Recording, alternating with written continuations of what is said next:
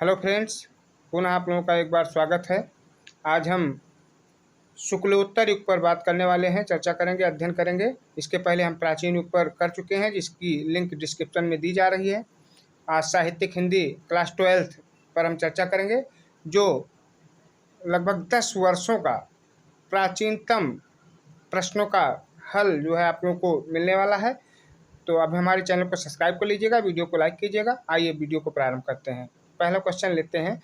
राम वृक्ष बेनीपुरी का उपन्यास है, ये 2015 में पूछा गया था। ऑप्शन ए दिया गया है सप्त सिंधु, बी पतितों के देश में, सी सिंह सेनापति और डी में दिया गया है विवर्त।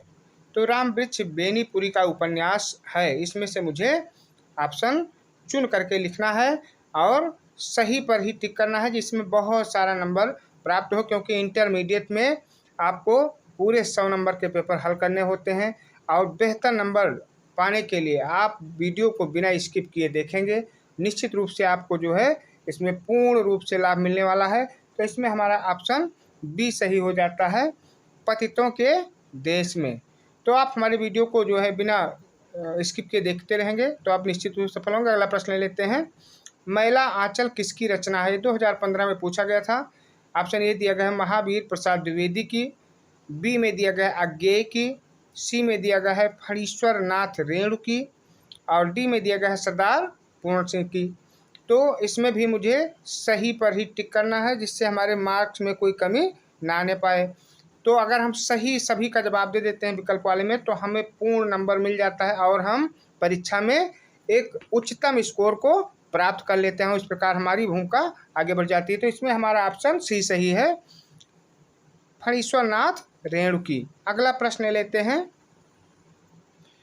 छायावादोत्तर युग के लेखक हैं, 2015 में पूछा गया था। श्याम सुंदर दास ऑप्शन ए में दिया गया है, ऑप्शन बी दिया गया है वासुदेव शरण अग्रवाल और option C Viyogi Hari, D में दिया गया है भारतेंदु हरिश्चंद्र। तो इसमें जो है हमारा ऑप्शन सही हो जाता है सी वियोगी हरि।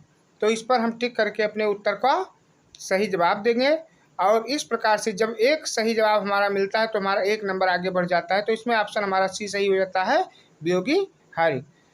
अगला प्रश्न ले लेते हैं जो मोस्ट इम्पॉर्टेंट है। गेहूं बनाम गुलाब निबंध में गुलाब किस प्रकार की प्रगति का घोतक है, 2016 में पूछा गया था।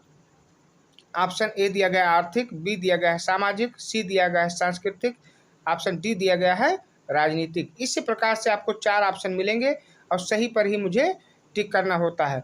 और ये नंबर बिल्कुल फ्री के होते हैं, एक तरीके से आप एक एक नंबर करके अपनी परीक्षा के परिणाम में भारी वृद्धि कर सकते हैं। तो इसमें हमारा ऑप्शन सी सही हो जाता है, सांस्कृतिक। यानी गेहूं बनाम गुलाब निबंध में गुलाब किस प्रकार का प्रगति का घोतक है, तो सांस्कृतिक।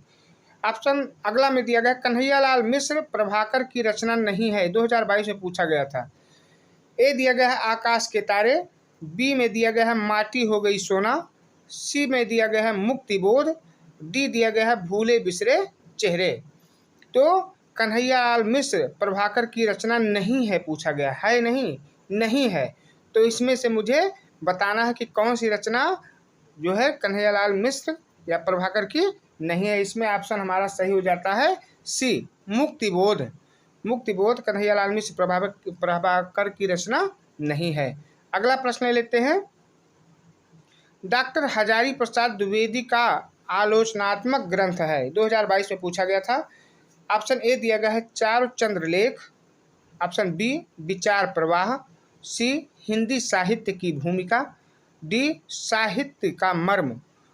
तो जैसा कि हम बार बार बता चुके हैं कि ये 10 वर्षों में विगत वर्षों में पूछे गए प्रश्नों का एक संग्रह है, जो आपको बहुत बड़ा लाभ देने वाला है। और निश्चित रूप से अगर आप वीडियो को बिना स्किप किए देखते हैं तो आप निश्चित रूप से सफल हो जाएंगे। इसमें हमारा ऑप्शन जो है सी सही है, हिंदी साहित्य की भूमिका। तो अगला प्रश्न लेते हैं फिर। कौन सी रचना हजारी प्रसाद द्विवेदी की नहीं है, ये 4 रचनाएं दी गई हैं, इसमें कौन सी रचना हजारी प्रसाद द्विवेदी की नहीं है, इस पर मुझे टिक करना है। ऑप्शन ए दिया गया है अशोक के फूल, बी में दिया गया हिंदी काव्य धारा, सी दिया गया हिंदी साहित्य, डी दिया गया हिंदी साहित्य की भूमिका। तो इसमें से मुझे बताना है कि कौन सी रचना डॉक्टर जो है हजारी प्रसाद द्विवेदी की नहीं है। तो इसमें से हमारा जो है ऑप्शन बी सही हो जाता है, हिंदी काव्य धारा। ये जो है हजारी प्रसाद द्विवेदी की रचना नहीं है। तो इस पर हम टिक करके अपने उत्तर को पूरा करते हैं। अगला प्रश्न ले लेते हैं। आंचलिक कहानी लिखने के लिए प्रसिद्ध है। अब इसमें जो है 4 ऑप्शन दिया गया है। ए में दिया गया है यशपाल, बी जैनेन्द्र, सी फणीश्वरनाथ रेणु और डी दिया गया है अमरकांत। तो इसमें आंचलिक कहानी लिखने के लिए प्रसिद्ध हैं, किसने लिखा था, यानी किसकी जो है ख्याति है, उसको मुझे बताना है। तो सही टिक हमारा एक एक अंक को बढ़ाता रहता है और इस प्रकार हम अच्छे नंबर जो है प्राप्त कर लेते हैं। इसमें हमारा ऑप्शन जो है सी सही हो जाता है, फणीश्वरनाथ रेणु, उसी पर हम टिक कर लेते हैं। अगला प्रश्न ले लेते हैं। निम्नलिखित में से कि ललित निबंधकार माना जाता है। ये 2014 में पूछा गया था। ऑप्शन ए दिया गया है श्याम सुंदर दास, बी दिया गया है सरदार पूरण सिंह और सी दिया गया है कुबेर नाथ राय, डी दिया गया है रामचंद्र शुक्ल। तो इसमें बता रहा है कि निम्नलिखित में से किस ललित निबंधकार माना जाता है, किसे, यानी किसे ललित निबंधकार माना जाता है। तो इसमें हमारा ऑप्शन जो है सही हो जाता है सी, यानी कुबेर नाथ राय। प्रश्न है निम्नलिखित में से किसे ललित निबंधकार माना जाता है। अगला प्रश्न है हमारा छायावादोत्तर काल है। ये 2016 में पूछा गया था, फिर 2017 में पूछा गया था। ऑप्शन ए में दिया गया है सन 1968 से सन 1900 तक, बी में दिया गया है सन 1901 से सन 1925 तक और सी में दिया गया है सन 1938 से अब तक, डी में दिया गया है सन 1925 से आज तक। तो इसमें हमारा ऑप्शन जो है सी सही हो जाता है, सन 1938 से अब तक। हमारे बहुत सारे जो है मित्रों के द्वारा ये गलतियां हुआ करती हैं, उनको जो है सभी युगों का अध्ययन कर लेना चाहिए। तो इसमें हमारा ऑप्शन सी सही हो जाता है। अगला प्रश्न ले लेते हैं। पैरों में पंख बांध कर के रचनाकार हैं। ऑप्शन इसमें 4 दिए गए हैं, उसमें से मुझे सही पर टिक करना है। 2019 में पूछा गया था, 2020 में पूछा गया था और फिर 2024 में भी आने वाला है। तो ऑप्शन ए दिया गया है राम वृक्ष बेनीपुरी, बी हरिशंकर परसाई, सी डॉक्टर वासुदेव शरण अग्रवाल और डी में दिया गया है डॉक्टर धर्मवीर भारती। तो इसमें मुझे सही पर ही टिक करना है। तो हमारा जो है इसमें ऑप्शन सही हो जाता है ए, राम वृक्ष बेनीपुरी। इस पर हम टिक कर लेते हैं। अगला प्रश्न ले लेते हैं। त्याग पत्र के रचनाकार हैं, ये 2019 में आया था। ऑप्शन ए दिया गया है वासुदेव शरण अग्रवाल, बी जैनेन्द्र कुमार, सी भगवती चरण वर्मा, सी और डी में दिया गया है उपेंद्र नाथ अस्क। अच्छे लेखक हैं इसमें। तो इसमें जो है मुझे बताना है कि त्याग पत्र के रचनाकार कौन है। 2019 में आया था। तो इसमें हमारा जो है ऑप्शन सही हो जाता है बी, जैनेन्द्र कुमार, क्योंकि त्याग पत्र के रचनाकार जैनेन्द्र कुमार ही हैं। इसी पर हम टिक कर लेते हैं। हम अगले प्रश्न पर चलते हैं। दीप जले शंख बजे संस्मरण के लेखक हैं, ये 2023 में आया था। और ऑप्शन आप लोग देखें तो आप भी गेस करते रहें, जिससे जो है आपका थोड़ा सा मनोबल बढ़ेगा और निश्चित रूप से आपको याद भी हो जाएगा। ऑप्शन ए दिया गया है जैनेन्द्र कुमार, बी दिया गया है कन्हैयालाल मिश्र प्रभाकर, सी दिया गया है हरिशंकर परसाई, डी दिया गया है उपेंद्र नाथ अस्क। तो इसमें आप भी गेस करते रहें मित्रों, जिससे जो है आपको अच्छे से याद हो जाए। और एक बार अगर नहीं याद होता है तो आप उसको दोबारा भी देखें। तो इसमें हमारा ऑप्शन जो है सही हो जाता है बी, कन्हैयालाल मिश्र प्रभाकर। तो आप अगर 2 बार 3 बार देखेंगे तो निश्चित रूप से आप याद हो जाएगा। अगला प्रश्न ले लेते हैं। हजारी प्रसाद द्विवेदी के किस उपन्यास को रैक आख्यान भी कहा जाता है, 2023 में आया था। ऑप्शन ए दिया गया है अनाम दास का पोथा को, बी दिया गया है बाण भट्ट की आत्मकथा को और सी दिया गया है पुनर्नवा को और डी दिया गया है चारुचंद्र लेख को। तो 4 ऑप्शन इसमें दिया गया है, इसमें मुझे सही पर ही टिक करना है। इसके पहले हमने पढ़ाया था, उसका लिंक जो है दिया गया है। ऑप्शन इसमें हमारा सही हो जाता है ए, अनाम दास का पोथा को। तो अगला प्रश्न ले लेते हैं। भारतीय अर्थनीति का अवमूल्यन पुस्तक के लेखक हैं, 2023 में आया था।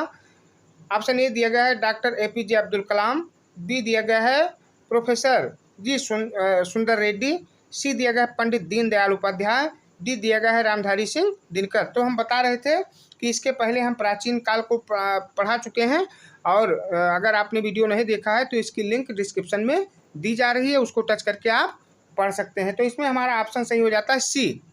इस पर हम टिक कर लेते हैं, पंडित दीनदयाल उपाध्याय। अगला प्रश्न ले लेते हैं।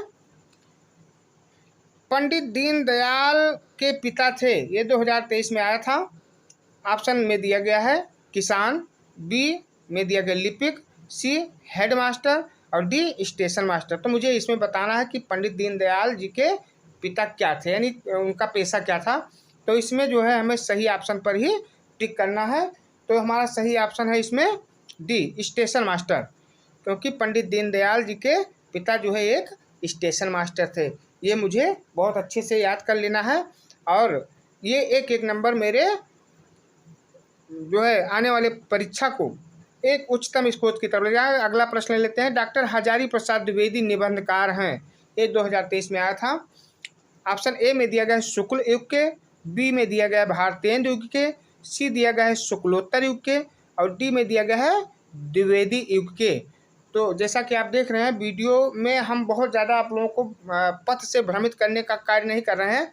निश्चित रूप से आपके टॉपिक पर ही चर्चा की जा रही है, और आप अगर इसको बिना स्किप किए देखे हैं तो आपको परीक्षा में इसके बहुत ही अच्छे परिणाम मिलने वाले हैं। तो इसमें हमारा ऑप्शन सी सही हो जाता है, शुक्लोत्तर युग के। इसी पर हम टिक करके आंसर को पूरा करते हैं। अगला प्रश्न हमारा, राष्ट्र जीवन की दिशाकृत के रचनाकार हैं, 2023 में आया था। ऑप्शन ए में दिया गया पंडित दीनदयाल उपाध्याय, बी में दिया गया वासुदेव शरण अग्रवाल, और सी में दिया गया कन्हैयालाल मिश्र प्रभाकर, और डी में दिया गया प्रोफेसर जी सुंदर रेड्डी। तो इसमें भी मुझे 4 में से एक ही सही है, उसी पर टिक करना है। तो इसके पहले प्राचीन युग को आप जो है पढ़ करके फिर जो है आप शुक्लोत्तर युग को पढ़ रहे हैं, उसके बाद में आने वाला युग आपको भी दिया जाएगा, और जो आपके परीक्षा के दिशा दशा दोनों को बदलने में सफल हो जाएंगे। ऑप्शन हमारा ए सही हो जाता है, पंडित दीनदयाल उपाध्याय। अगला प्रश्न ले लेते हैं। तपती पगडंडियों पर पद यात्रा आत्मकथा है। ऑप्शन ए दिया गया है डॉक्टर APJ अब्दुल कलाम की, बी दिया गया है कन्हैयालाल मिश्र प्रभाकर की, सी दिया गया है पंडित दीनदयाल उपाध्याय की, और डी दिया गया है जैनेन्द्र कुमार की। तो तपती पगडंडियों पर पद यात्रा आत्मकथा है, किसकी आत्मकथा है, इसका मुझे सही जवाब देना है। तो इसमें ऑप्शन हमारा बी सही हो जाता है, कन्हैयालाल मिश्र प्रभाकर की। इसी पर हम टिक कर लेते हैं। अगला प्रश्न ले लेते हैं जो मोस्ट इम्पॉर्टेंट है। आकाश के तारे रचना के रचनाकार हैं। ऑप्शन ए में दिया गया कन्हैयालाल मिश्र, बी में दिया गया है राम वृक्ष बेनीपुरी, सी में दिया गया है जैनेन्द्र कुमार, डी में दिया गया है मोहन राकेश। तो इसमें भी मुझे सही पर ही टिक करना है। तो इसमें हमारा ऑप्शन सही हो जाता है ए कन्हैयालाल मिश्र। आकाश के तारे रचना के रचनाकार कौन है, कन्हैयालाल मिश्र जी। इन्हीं पर हम टिक कर लेते हैं और अपने उत्तर को पूरा करते हैं। अगला प्रश्न हमारा, जैनेन्द्र कुमार की निम्नलिखित में से कौन सी रचना उपन्यास नहीं है। ऑप्शन ए दिया गया है कल्याणी, बी दिया गया है वातायन, और सी दिया है मुक्तिबोध, और डी में दिया गया है जयवर्धन। तो इस पर भी हमें सही पर ही टिक करना है। और बहुत सारे मित्र हमारे गलती करते क्या है कि बोर्ड परीक्षा में कोई अगर आके बता देता है कि ऑप्शन ए नहीं सही है, बी सही है, बी नहीं सही है, सी सही है, तो उसमें बहुत जो है गलतियां करते हैं, कटपिट किया करते हैं। ऐसा मुझे नहीं करना चाहिए। सोच विचार करके अगर हमें पहले से जानकारी है उसी पे टिक कर देना चाहिए, या फिर थोड़ी देर आप आत्ममनन करने के बाद में मुझे टिक करना है। तो आप वीडियो को देख लिए हैं तो निश्चित रूप से आप ये भूलेंगे नहीं और आपको सफलता मिलेगी। तो इसमें हमारा ऑप्शन बी सही हो जाता है, वातायन। तो ये हमारा जो है इसी पर टिक कर लेते हैं। अगला प्रश्न जो मोस्ट इम्पॉर्टेंट है, ये और वे संस्मरण के लेखक हैं। बड़ा अच्छा प्रश्न है। ऑप्शन ए दिया गया है श्याम सुंदर दास, बी दिया गया है महावीर प्रसाद द्विवेदी, सी दिया गया है जैनेन्द्र कुमार और डी दिया गया है सरदार पूर्ण सिंह। तो ये और वे संस्मरण के लेखक का नाम मुझे इसमें बताना है। तो इसमें हमारा ऑप्शन जो है सही हो जाता है सी, जैनेन्द्र कुमार। तो इस पर हम टिक कर लेंगे। और ऐसे ही वीडियो देखने के लिए चैनल को हमारे सब्सक्राइब कर लेना, और जिससे आपको वीडियो का नोटिफिकेशन मिलता रहे। और अगर आपने अभी तक चैनल को नहीं सब्सक्राइब किया है तो कर लीजिएगा निश्चित रूप से। हमारी वीडियो को लाइक कीजिएगा। और आपको इसके बाद बहुत मोस्ट इम्पॉर्टेंट, जो परीक्षा में आपके दिशा दशा दोनों को बदलने के लिए पर्याप्त होंगे, ऐसे ऐसे जो है प्रश्नों के जवाब आपको दिए जाएंगे। तो आप लोग जो है ऐसे ही हमारे चैनल से जुड़े रहें। आप लोगों को बहुत बहुत धन्यवाद।